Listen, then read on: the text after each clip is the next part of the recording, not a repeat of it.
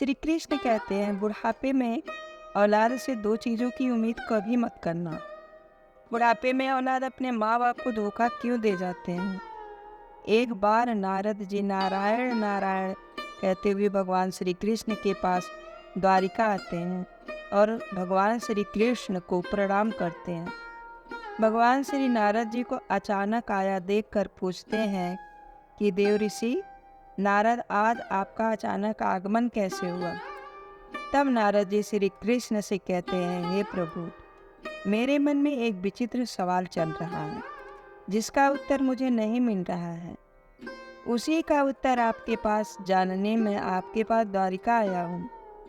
तब श्री कृष्ण कहते हैं, कहो देव ऋषि, तुम्हारे मन में कौन सा सवाल चल रहा है। हे प्रभु, जब मैं धरती लोक पर विचरण कर रहा था तब देखा कि बुढ़ापे में औलाद अपने माँ बाप का सेवा करने के बजाय उसे घर से निकालकर जबरदस्ती वृद्धाश्रम में डाल रहे हैं। प्रभु, यह सब किस कारण होता है, मुझे बताइए कृपा करके। तब श्री कृष्ण कहते हैं, देव ऋषि, मैं इसका उत्तर आपको एक कथा के माध्यम से समझाता हूँ। इसे ध्यान पूर्वक सुनना और जो भी व्यक्ति इस कथा को पूरा सुन लेता है उसको उनके औलाद कभी धोखा नहीं देंगे। श्री कृष्ण कहते हैं, देव ऋषि नारद जी, प्राचीन समय की बात है। किसी जंगल में एक मोर मोरनी का जोड़ा अपना घोंसला बनाकर रहते थे। वह दोनों पति पत्नी एक दूसरे के बहुत प्रेम करते थे। एक दिन की बात है कि मोर की पत्नी गर्भवती हो जाती है।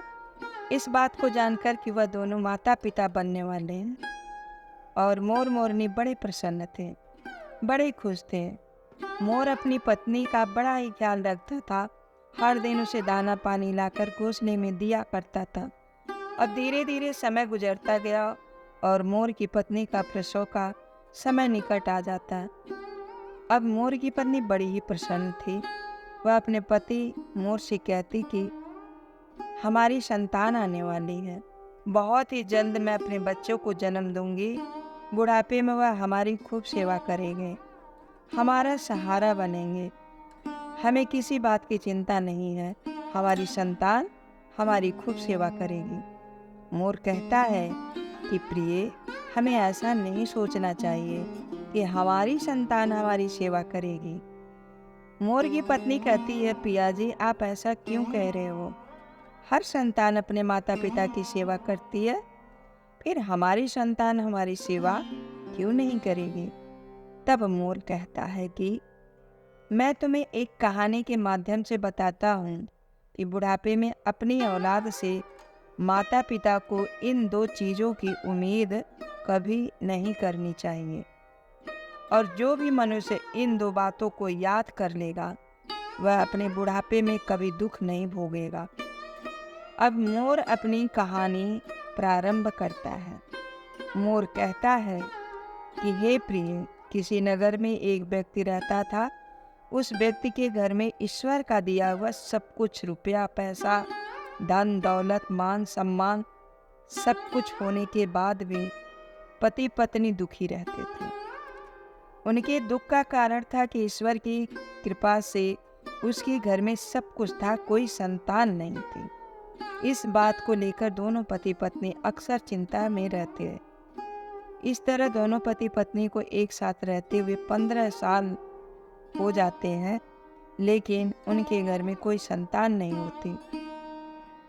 अपनी पत्नी को अच्छे से अच्छे डॉक्टर को दिखाता हुआ महंगे से महंगे अस्पताल में जाकर वह अपनी पत्नी का इलाज करता। पवित्र तीर्थ स्थान पर जाकर संतान प्राप्ति की मन्नत मांगता है। मंदिर में जाकर मत्था टेकता। तब कहीं जाकर 20 साल बाद उसकी पत्नी की इच्छा पूरी होती है। ईश्वर की कृपा से उस व्यक्ति की पत्नी को एक पुत्र प्राप्त होता है। अस्पताल में बच्चे का जन्म होता है। पुत्र जन्म की बात सुनकर वह व्यक्ति खुश हो जाता है। बच्चे की साफ सफाई के बाद उस अस्पताल की नर्स जो है नन्हे से पुत्र को लेकर आती है, उनके पास पहुंचा देती है। तो दोनों पति पत्नी पूछने लगते हैं कि हमारी संतान कैसी है। कोई दिक्कत तो नहीं है? दोनों पति पत्नी की इन दोनों बातों को सुनकर नर्स उस व्यक्ति की पत्नी से कहने लगती है कि बहन जी, आपको बेटा हुआ है। वह बहुत ही सुंदर है, लेकिन इसमें एक कमी है। नर्स के मुंह से जब बच्चे की माँ यह सुनती है कि कोई कमी है, तो बहुत ही चिंता में हो जाती है। नर्स कहती है कि बहन, घबराने की कोई बात नहीं है। बहन, जो आपको पुत्र हुआ है वह सुंदर स्वस्थ है, बस उसमें एक कमी है कि उसकी एक आँख नहीं है। तुम्हारा पुत्र एक आँख से काना है। यह पता चलता है कि मेरे बेटे की एक आँख नहीं है, मेरा पुत्र एक आँख से काना है, तो वह माँ रोने लगती है और अपने पुत्र को सीने से लगा लेती है और कहने लगती है कि कोई बात नहीं, मेरे पुत्र की एक आँख ही तो नहीं है, क्या हुआ? जैसा भी है, यह तो मेरे दिल का एक टुकड़ा है। मेरे लिए दुनिया का सबसे सुंदर मेरा पुत्र है। मित्रों, माँ के लिए सभी संतानें बराबर होती हैं, चाहे कोई काला हो या गोरा या कुरूप हो। सुंदर माँ कभी अपने बच्चों का शरीर नहीं देखती, उनकी आत्मा से जुड़ी होती है। माँ उस बालक को देखकर कहती है, तो कितना सुंदर है मेरा बच्चा। दोस्तों, उस माँ की इन बातों को सुनकर नर्स की आंखों में भी आंसू आ जाते हैं। वह नर्स सोचने लगती है, यदि परमात्मा को संतान का सुख देना ही था तो इस पुत्र को दोनों आंखें दे देता। माँ कहने लगती है कि कोई बात नहीं, जैसा भी है आखिर है तो मेरा बेटा। पर आज इसकी अगर दोनों आंखें सलामत होती और भी अच्छा होता। दोनों आंखों के साथ मेरा बेटा कितना सुंदर लगता। दोस्तों, माँ की इन बातों को वह नर्स सुनती है तो कहने लगती है, बहन जी, यदि आप चाहते हैं कि आपके पुत्र की दोनों आंखें हो तो ऐसा भी हो सकता है। जब माँ यह सुनती है कि उसके बच्चे की दोनों आंखें लग सकती हैं, तो वह कहने लगती है, नर्स मैडम, यह कैसे संभव है? नर्स उन्हें बताते हुए कहती है कि ऐसा हो सकता है, उसके लिए आप दोनों माता पिता में से किसी एक को अपनी एक आंख देनी होगी। इससे आपके पुत्र की दोनों आंखें ठीक हो जाएगी। नर्स की इन बातों को जब वह व्यक्ति सुनता है तो वह कहने लगता है कि कोई बात नहीं नर्स, हमारे पुत्र की एक आंख तो सही सलामत है ना। हमारा पुत्र एक आंख से ही दुनिया देख सकता है, दूसरी आंख उसे लगाने की कोई ज़रूरत नहीं है।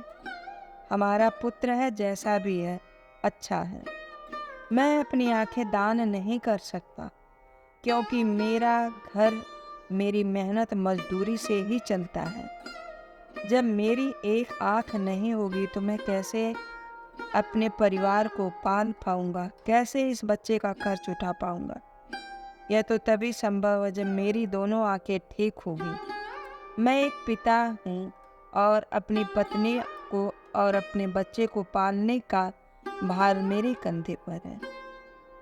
अब रही बात मेरे पुत्र की एक आंख, तो यह सब परमात्मा की देन है ना।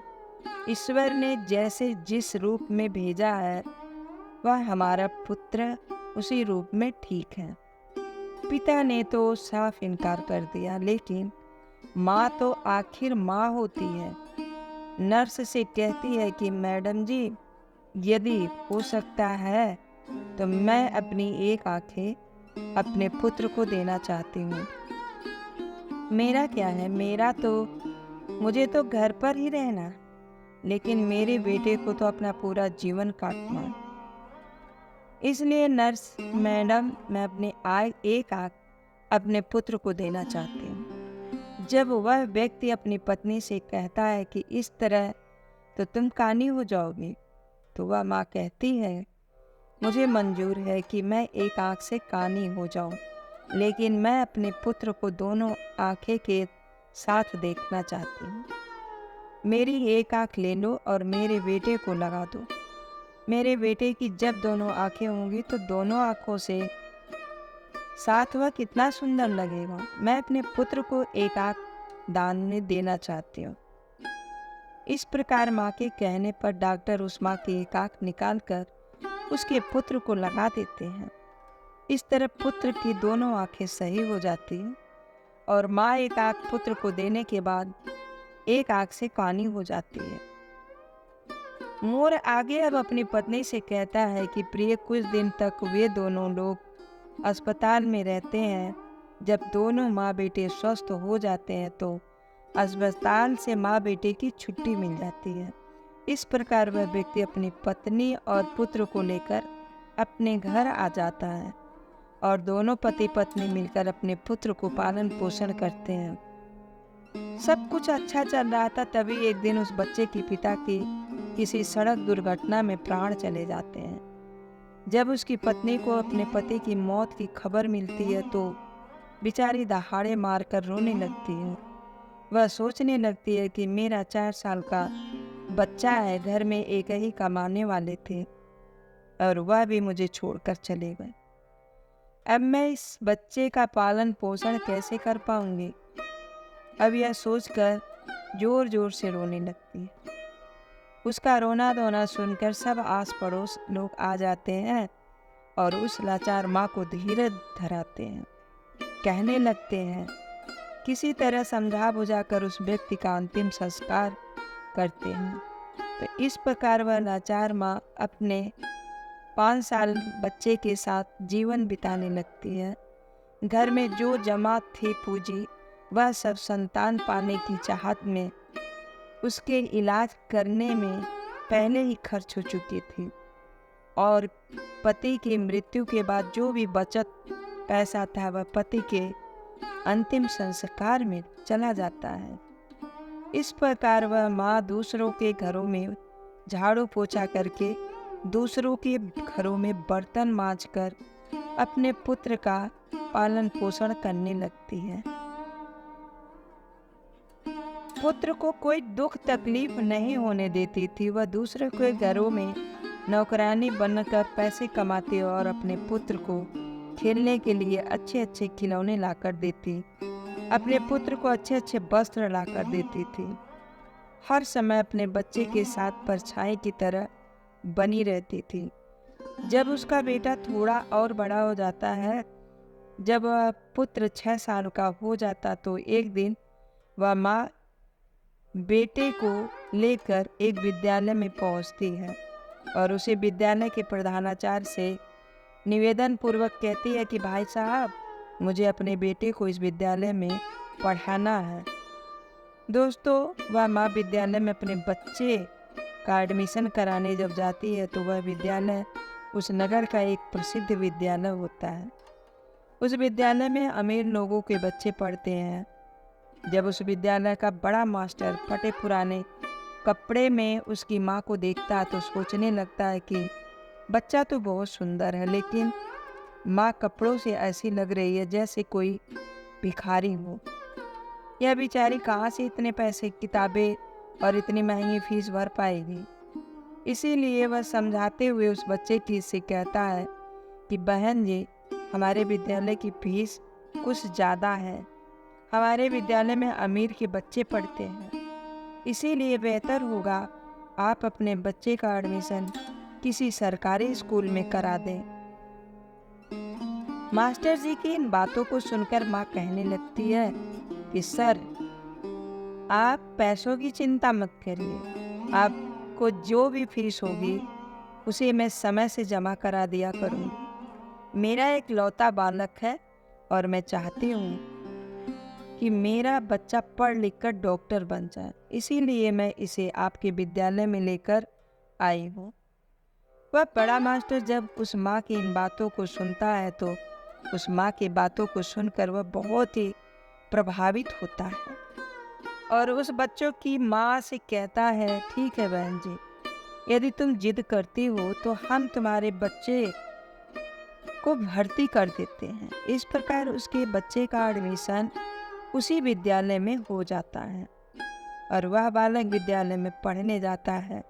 तो दोस्तों, पहले तो वह माँ 5 घरों में झाड़ू पोछा करके अपना गुजारा कर लेती थी, लेकिन अब अपने पुत्र के एडमिशन के बाद अपने पुत्र की पढ़ाई के खातिर 10 घरों में काम करने लगी। वह माँ दूसरों के घरों में झाड़ू पोछा करके अपने पुत्र को पढ़ाने लिखाने लगती है और जब 5वीं कक्षा में आ जाता है तो उसकी उम्र 10 साल की हो जाती है। तो एक दिन स्कूल के सभी बच्चे मिलकर उस बालक को छेड़ने लगते हैं और खेल खेल में कहने लगते हैं कि देखो देखो, एक आँख वाली काली माँ का बेटा आ गया है। इसकी माँ एक आँख से कानी है। तो दोस्तों, वह लड़का जब अपने सहपाठियों की इन बातों को सुनता है तो क्रोध में भर जाता है। उसे बहुत बुरा लगता था। जब विद्यालय की छुट्टी होती तो छुट्टी के समय हमेशा की तरह उसकी माँ उसे लेने आती। आज भी वह एक आँख से कानी माँ अपने बेटे को स्कूल में लेने आई थी। तो वह लड़का अपनी माँ से कहता है कि माँ, कल से मुझे विद्यालय छोड़ने मत आना और बुलाने भी मत आना। जब माँ पूछती है कि पुत्र, क्या बात हो गई, तुम ऐसा क्यों कह रहे हो, तो लड़का कहने लगता है कि माँ, तुम्हारी सूरत ठीक नहीं है, तुम्हें एक आँख से कानी हो। तुम जब मेरे साथ विद्यालय में आती हो तो मेरे साथ के लड़के मेरा मजाक उड़ाते हैं और तुम्हारी वजह से मुझे शर्मिंदा होना पड़ता है। तुम ऐसी हो वैसी हो, इस तरह की बातें करते हैं। वह लड़का अपनी माँ से दुनिया भर की शिकायत करता है। जब वह माँ अपने पुत्र के मुख से इन बातों को सुनती है तो उसे बहुत दुख होता है, लेकिन अपने पुत्र की इन बातों को सुनकर वह चुप रहती है और अपने पुत्र की बातों को सहन कर लेती है। माँ कहती है, कोई बात नहीं पुत्र, तुम चाहते हो जैसा, मैं तुम्हारे साथ कल से विद्यालय नहीं आऊँगी, लेकिन तुम अकेले विद्यालय कैसे आ पाओगे।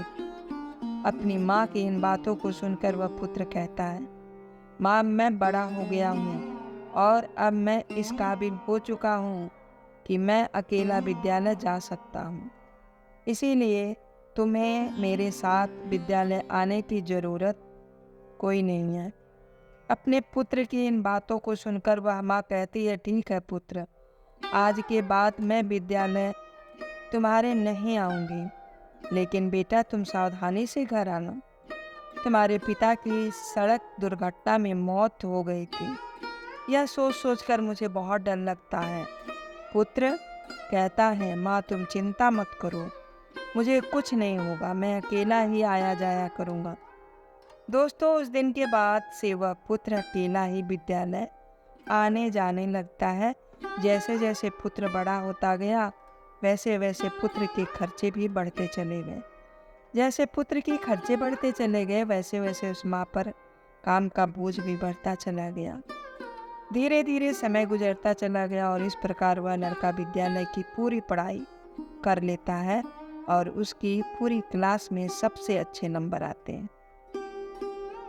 इसके बाद वह आगे की पढ़ाई करने के लिए शहर चला जाता है। दोस्तों, जब पुत्र शहर जाता है तो उधर उसकी माँ जो पैसा कमाती थी वह पैसा कम पड़ने लगता है, क्योंकि पहले तो सिर्फ किताबों और फीस का खर्चा था, लेकिन जब बेटा शहर चला जाता है उसके और भी खर्च बढ़ गए थे। लेकिन उस माँ ने हार नहीं मानी।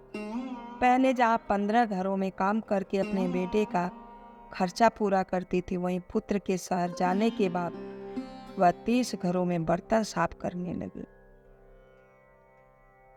कड़ी मेहनत करती और मेहनत करते करते रात के 11 बज जाते थे। तब जाकर वह बेचारी माँ अपने पुत्र के लिए महीने में 5,000 भेज पाती थी। वह इसलिए इतनी मेहनत करती थी कि एक दिन जब उसका बेटा पढ़ लिख कर बड़ा डॉक्टर बन जाएगा तो मुझे सुख मिलेगा, एक ना एक दिन मुझे भी आराम मिलेगा।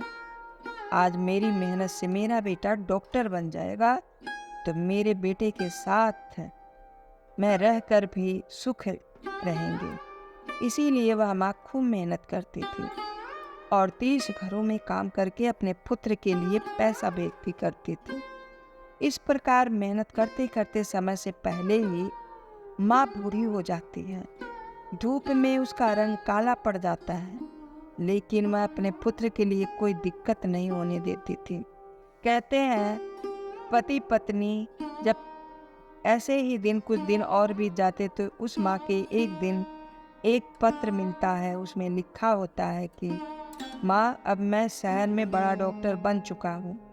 अब तुम्हें मेरे लिए पैसे भेजने की कोई ज़रूरत नहीं है। दोस्तों, जब माँ को यह पत्र मिलता है कि मेरा बेटा डॉक्टर बन गया तो वह बहुत खुश हो जाता है और सोचने लगती है कि पति के जाने के बाद यह मेरा बेटा ही तो है, मेरा सहारा।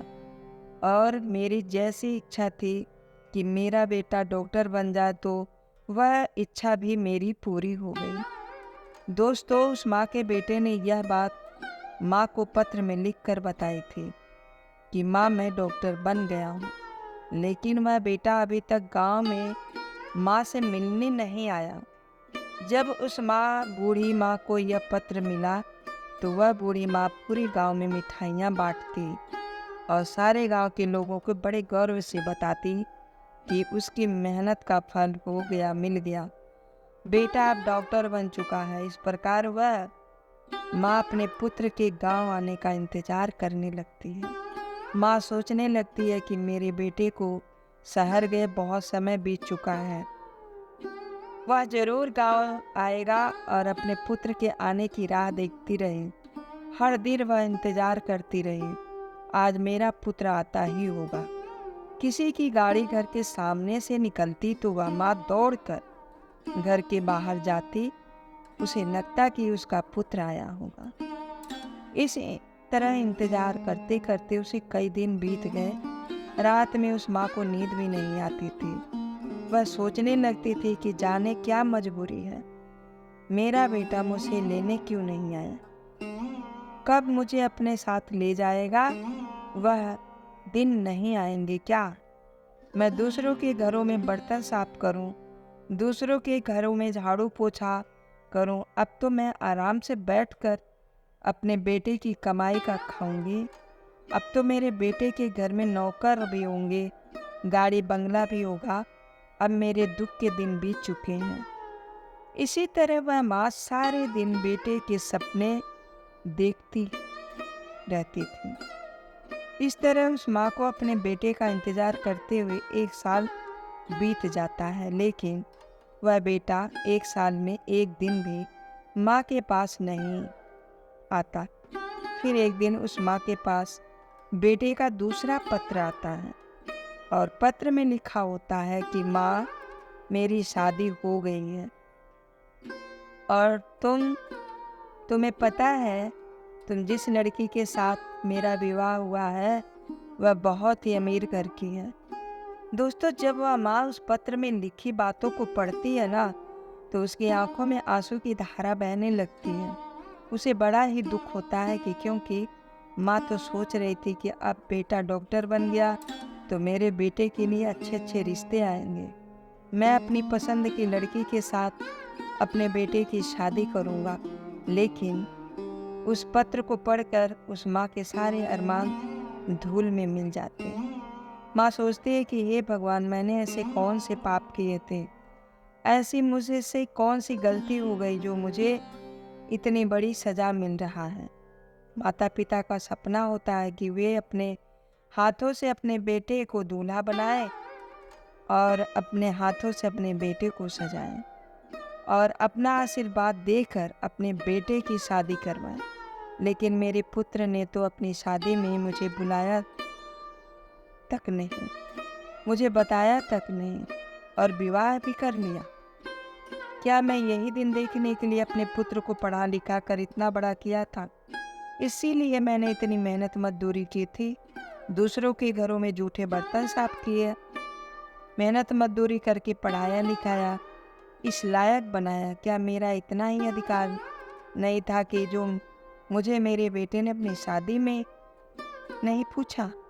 अब शादी करने के बाद पत्र लिखता बता रहा है कि माँ, मैंने शादी कर तो ली। दोस्तों, यह सोचकर वह माँ पूरी रात आंसू बहाती रही। इतना होने के बाद भी माँ अपने पुत्र को दुआएं देती रही, रोते रोते सो जाती है। फिर भी उस माँ के मुंह से अपने बेटे के लिए आशीर्वाद ही निकलता है। कहती है, कोई बात नहीं बेटा, तुमने बिना बताए शादी कर ली, लेकिन मेरा आशीर्वाद तुम्हारे साथ। सोचती है कि मेरे पुत्र ने विवाह तो कर लिया, उसकी पत्नी भी आ गई है, अब हो सकता है कि मेरा बेटा और बहू दोनों मिलकर मुझसे मिलने के लिए मेरे घर आए। अपनी बहू को देखूंगी, बहू मेरी सेवा करेगी, मैं अपने पुत्र बधू को आशीर्वाद दूंगी। यह सोच सोचकर वह माँ अपने बेटे और बहू का इंतजार करने लगती है। दोस्तों, इस तरह उस माँ को अपने बेटे और बहू का इंतजार करते करते 1 साल निकल जाता है। लेकिन 1 साल बीतने के बाद भी मिलने बेटा नहीं आता है उस माँ से। फिर कुछ दिन बाद उस माँ को तीसरा पत्र मिलता है। इसमें लिखा होता है कि हे माँ, अब तुम दादी बन गई हो। भगवान की कृपा से हमारे घर बेटा आया है। जब यह खबर उस माँ को मिलती है तो उसका धैर्य जवाब दे देता है, उसकी सहन शक्ति जवाब दे देती है। माँ का पुत्र बड़ा डॉक्टर बन जाए, विवाह कर ले, उसका बेटा हो जाए और उसकी माँ को पोता चले तो पता चले उसके दिल पर क्या बीतेगी। जिस पुत्र का जीवन बनाने में उस माँ ने अपना सब कुछ कुर्बान कर दिया, उस पुत्र का वर्षों से चेहरा ना देखा हो तो अपने पुत्र के लिए व्याकुल होना स्वाभाविक है। जब वह माँ अपने पुत्र के लिए ज़्यादा व्याकुल हो जाती है तो उस माँ के मन में आता है कि अब तो रहा नहीं जाता है। फिर कुछ देर के लिए विचारों में खो जाती है। सोचती है चलो कोई बात नहीं, पोता भी हो गया है तो बहुत अच्छी बात है। अब मैं अपने पोते को देखूंगी, मैं अपने पोते को अपनी गोद में खिलाऊंगी। अब मेरा बेटा जरूर मेरी बहू और पोते के साथ मेरे पास आएगा। यही सब सोच सोच कर वह माँ व्याकुल होने लगती है। जब इंतजार करते करते उस माँ को 36 महीने बीत जाते हैं और उस माँ से मिलने कोई भी नहीं आता, तो उस माँ के सब्र का बांध टूटने लगता है। वह व्याकुल हो जाती है और उस व्याकुलता में माँ यह फैसला करती है कि चाहे कुछ भी हो जाए, मैं अपने पोते को देखने जरूर जाऊंगी। दोस्तों, यह निर्णय करके माँ अपने बेटे और बहू से मिलने के लिए शहर के लिए चल देती है। इसी तरह वह पता पूछते पूछते उस शहर में पहुंच जाती है जिस शहर में उसका बेटा रहता था। उस शहर में पहुंचकर वह बूढ़ी माँ एक रिक्शा वाले को अपने पास बुलाती है और रिक्शा वाले को अपने बेटे का पत्र दिखाते हुए कहती है, बेटा, मुझे इस जगह पर जाना है। रिक्शा वाले ने पता देखा और बूढ़ी माँ को अपने रिक्शे में बैठा लेता है और उस बूढ़ी माँ को उस बताए हुए पते पर ले जाता है। कुछ समय बाद वह रिक्शा वाला बूढ़ी माँ को लेकर बड़े डॉक्टर के बंगले पर पहुँच जाता है और बंगले के सामने अपना रिक्शा खड़ा कर देता है और उस बूढ़ी माता से कहता है कि माँ जी, तुमने जो पता दिखाया था तुम उस पते पर पहुंच चुकी हो और जो सामने बंगला है यही रहते हैं डॉक्टर साहब। वह माँ उस रिक्शे वाले को किराया देती है और अपना झोला उठाकर बंगले की तरफ चल देती है। माँ की नज़र जब डॉक्टर साहब के बंगले पर पड़ती है तो वह खुश हो जाती है।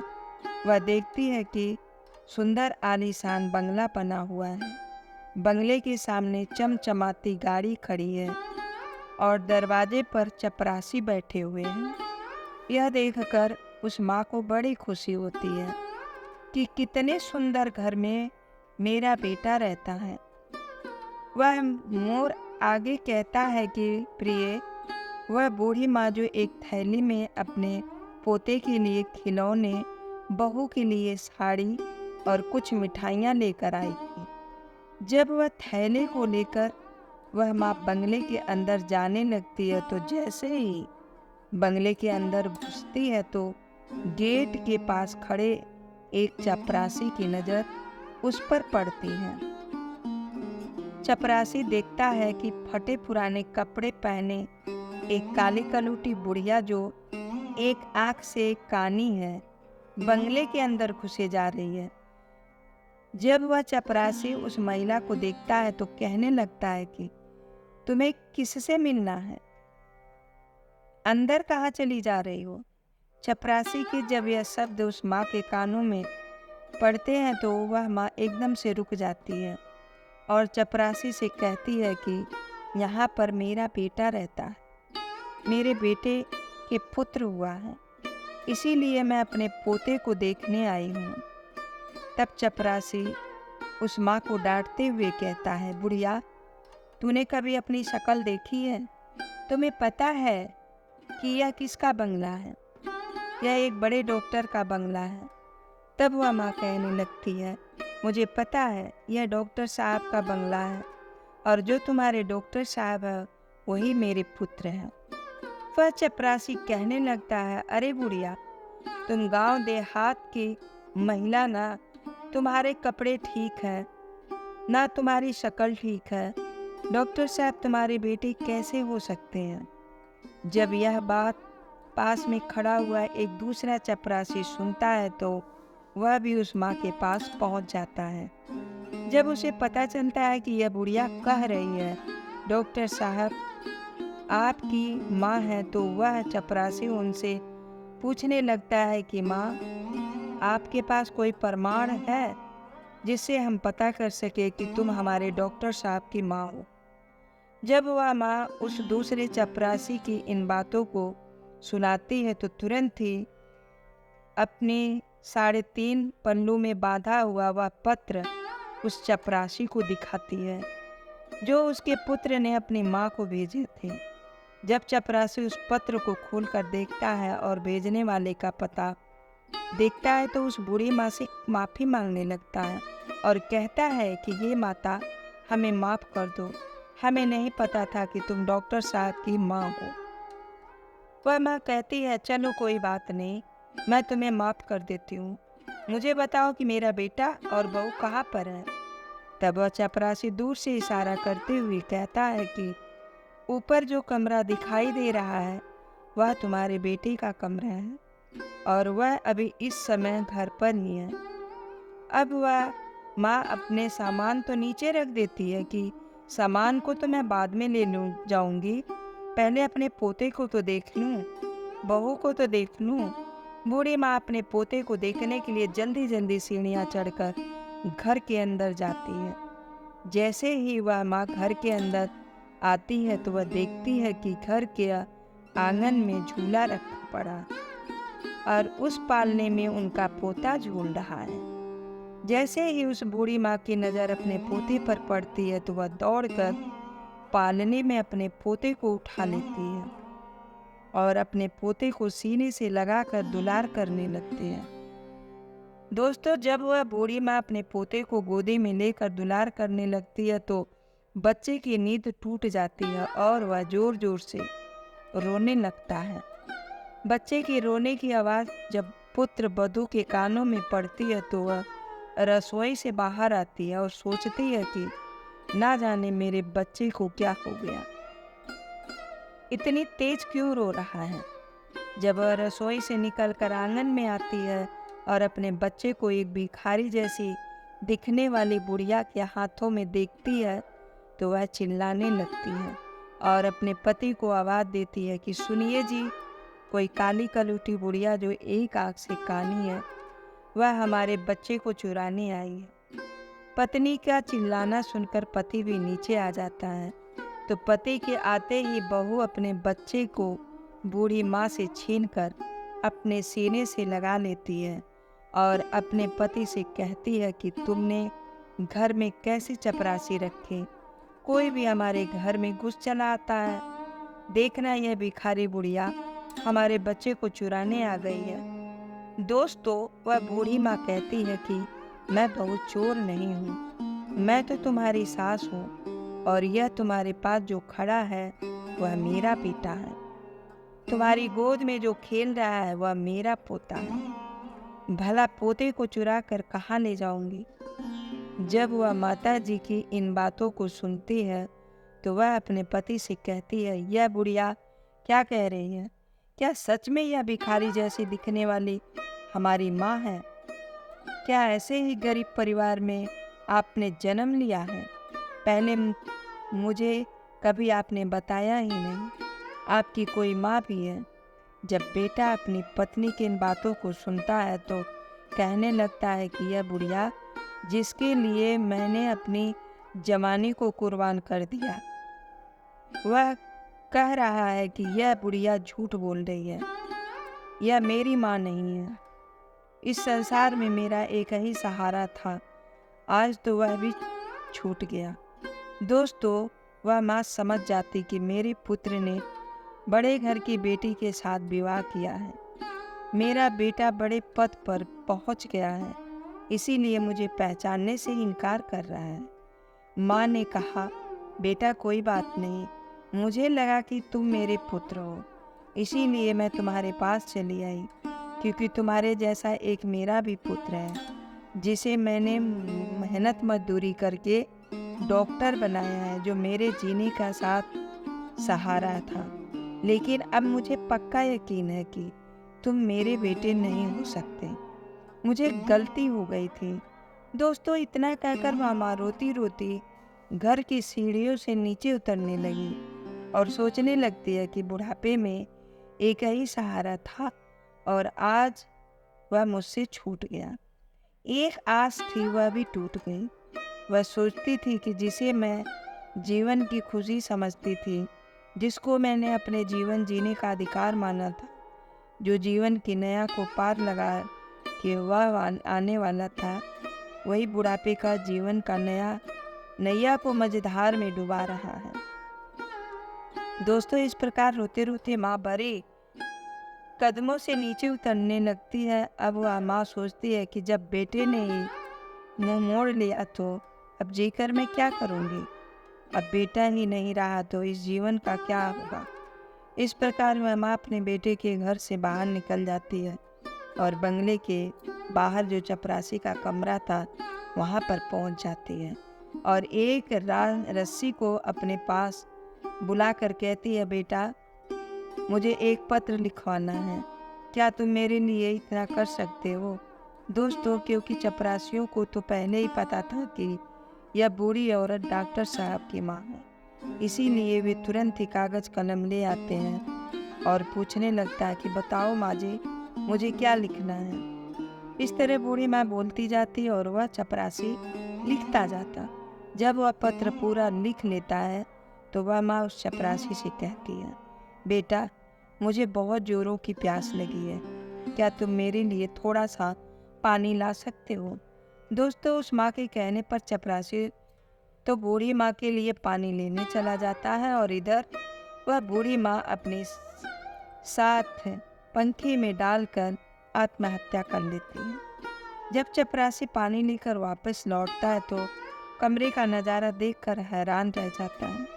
चपरासी ने देखा कि वह माताजी फांसी के फंदे पर झूल। अब तुरंत ही वह जाकर यह खबर डॉक्टर साहब को देता है। इस खबर को सुनते वह पति पत्नी दौड़े दौड़े उस कमरे में आते हैं। आगे आगे डॉक्टर साहब और पीछे पीछे उसकी पत्नी दौड़ते। जब वह पुत्र अपनी माँ को इस हालत में देखता है तो अपनी माँ को देखकर उसके पैरों तले जमीन खिसक जाती है। दोस्तों, वह पुत्र अपना माथा पकड़ लेता है और सिर पकड़कर जमीन पर बैठ जाता है। वह सोचने लगता है कि मुझे नहीं पता था कि मेरी बातें मेरी माँ को इतनी बुरी लगेगी। मैं तो अपनी पत्नी को झूठी शान शौकत दिखाने के कारण माँ को पहचानने से इनकार कर रहा था, इसीलिए कह रहा था कि मेरी कोई माँ नहीं है। मुझे डर था कि मेरी असलियत जानकर मेरी पत्नी मुझे छोड़ ना दे, इसीलिए मैंने यह बोल दिया था कि मेरी कोई माँ नहीं है। लेकिन तुमने तो मेरे झूठ को सच बना दिया। एक बार पुत्र की मजबूरी के बारे में सोचा तो होता। जब पत्नी की नज़र फांसी पर झूलती हुई उस माँ के हाथों पर पड़ती है, जब उस बेटे की पत्नी फांसी पर झूलती हुई माँ को हाथे में कागज़ का टुकड़ा देखती है तो वह उस कागज़ के टुकड़े को बूढ़ी माँ के हाथों से लेकर पढ़ने लगती है। पढ़ते पढ़ते उसकी आंखें भर आती हैं। उस पत्र में लिखा हुआ था कि बेटा, मेरा आशीर्वाद है कि तुम खूब उन्नति करो। मेरा आशीर्वाद है तुम्हारे साथ जाते जाते तुम्हें कुछ राज्य बताना चाहती हूँ। बेटा, मैं अच्छी नहीं दिखती हूँ तो उसके पीछे भी एक कारण है, तुम ही हो। जब तुम्हारा जन्म हुआ था उस समय तुम्हारी एक आँख नहीं थी। मैंने अपनी एक आँखें तुम्हें देकर तुमने तुम्हें सुंदर बनाया, सुंदर रूप दिया और मैं कुरूप हो गई। और इस कुरूप चेहरे से तुम नफरत करते हो क्योंकि मैं काली हूँ और दूसरा मेरा रंग काला है। यह भी ऐसा नहीं था बेटा। आज तुम जिस मुकाम पर बैठे हो उस मुकाम पर तुम्हें पहुँचाने के लिए मैंने दिन रात मेहनत की है। मैंने कभी नहीं देखा कितनी गर्मी है, कितनी सर्दी है। तुम्हें पढ़ाने लिखाने के लिए, तुम्हारे खर्च उठाने के लिए मैंने काली कलौटी हो गई। उसका भी मुझे कोई मलाल नहीं था। तुम सुंदर हो इसकी मुझे बहुत खुशी है। तुम्हें देखना चाहती थी, अपने पोते को देखना चाहती थी, अपनी बहू से मिलना चाहती थी। इसीलिए मैं शहर चली आई, क्योंकि तुमने तो कभी गांव जाकर मेरा हाल नहीं पूछा। लेकिन जब मैं स्वयं चलकर तुमसे मिलने आई तो तुमने तो मुझे पहचानने से इनकार कर दिया। इसीलिए लगा कि अब दुनिया मेरी कोई नहीं है, मेरी दुनिया ख़त्म हो चुकी है। जीने का मेरा कोई उद्देश्य नहीं है, सब खत्म हो गया। जब कोई रहा ही नहीं, मेरे जीने का क्या फ़ायदा। बेटा, जाते जाते ईश्वर से प्रार्थना करती हूँ कि तुम सदा खुश रहो, तुम्हारी संतान खुश रहे।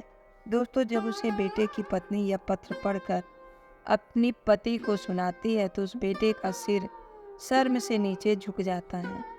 उसे अपने आप से घृणा होने लगती है कि जिस माँ ने मेरी जिंदगी बनाने में अपना सब कुछ न्यौछावर कर दिया, वही माँ आज मेरी चौखट पर मुझसे मिलने आई तो मैंने एक गिलास पानी तक नहीं पूछा। किस प्रकार दोनों पति पत्नी अपनी गलती के लिए उस मरी हुई माँ से माफ़ी मांगते हैं। लेकिन अब क्या हो सकता था, वह माँ तो उनकी माफ़ी सुनने के लिए वहाँ मौजूद नहीं थी। उनसे बहुत दूर जा चुकी थी, जहाँ से कोई नहीं आता। दोस्तों, अब डॉक्टर साहब के जीवन में सिर्फ पछताना ही रह गया।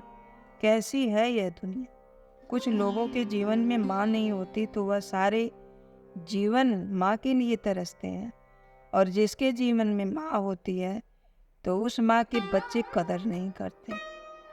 दोस्तों, पत्नी और बच्चे दोबारा मिल सकते हैं पर माँ दोबारा नहीं मिल सकती है।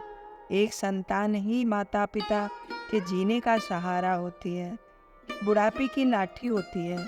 ऐसे में जब बेटा ही अपने धन के नशे में, अपने पद के नशे में माता पिता को पहचानने से इनकार कर देता है, या अपने माता पिता को भुला देता है, या घमंड में आकर उनका अपमान कर देता है, तो दुनिया में माता पिता को सबसे बड़ा दुख ऐसे ही बेटों से ही होता है।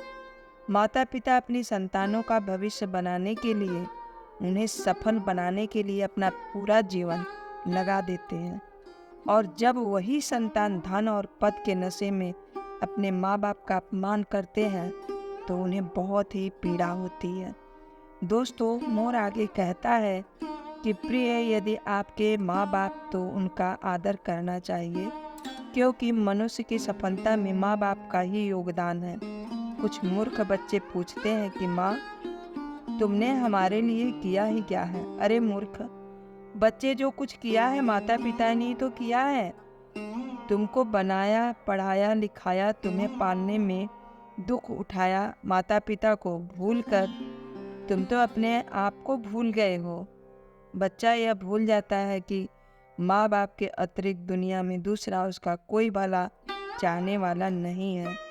माता पिता मर के भी तुम्हारा भला ही चाहेंगे, और सब लोग जो तुम्हारे अपने होने का दावा कर रहे हैं ना, वह सिर्फ एक निश्चित समय तक और एक मतलब तक ही तुम्हारा भला चाहते हैं। लेकिन माता पिता बिना स्वार्थ के जीवन भर तुम्हारी हित चाहते हैं। दोस्तों, मोर आगे कहता है कि एक पुत्र को जन्म देने में एक स्त्री अपनी सुंदरता को खो देती है, लेकिन वही पुत्र जब जवान होता है, जब उसकी शादी हो जाती है, तो वही पुत्र अपनी पत्नी की सुंदरता में अपने माता पिता को खो देता है।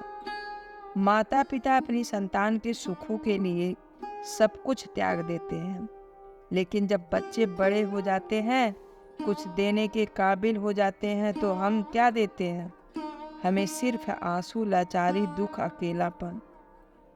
दोस्तों, जो संतान माता पिता को सिर्फ इसलिए भुला देती है कि उनके बुढ़ापे को देखकर आपके मित्रों में आपकी इज्जत कम हो जाएगी, तो यह उनकी सबसे बड़ी भूल है।